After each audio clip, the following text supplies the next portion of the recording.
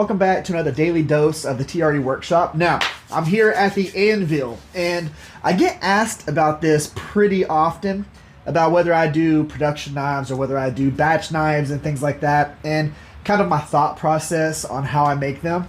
Now, one of the things that I've had to kind of focus on recently is the farmer's market and trying to stick to a certain price point within being able to sell knives there. Now, what I have found is that the sweet spot is like $80 to $150, trying to be in that realm. And I know some people who make knives put like a ton of work into them, and they will be able to sell them for $150, and they think, oh, I'm doing fantastic, I'm selling for $150.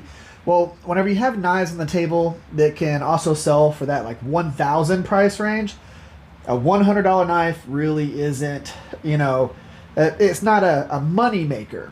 And for me, I wanted to be able to get my knives into local hands, and I needed to figure out how to get that price point down so that I could be in that realm and not sell a $200 knife for $100 just to be able to make a sale or be able to get my knives in someone's hands. So whenever I think through batch knives and how I'm going to do them, it's what's the least amount of time I can have my hands on them and be able to make them without doing water jetting. So I still cut out all my own profiles and things like that, but how do I accomplish a knife without having to put a ton of work into it while still creating the quality? So you pick good steels. All my batch knives for these are all Pops Pro Cut, and then you figure out grinds that don't take a lot of time. So like a grind like this is a 36 grit belt, a 120 grit belt, and a Scotch-Brite belt. You get a nice finish on there. Everything looks good.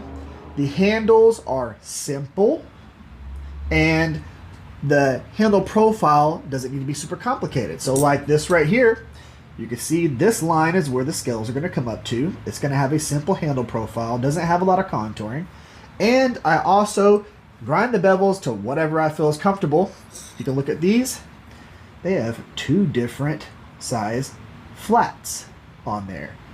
I think that this one's going to sell really well because it's a little bit higher grind, but I think through what's going to make the most sense, what is going to be easier to make but still have that quality heat treat. These were all heat treated in the oven. They all had their hold times. They had full grain refinements, full everything.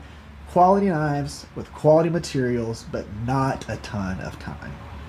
What do y'all do? Do y'all do batch knives? If you do, let me know.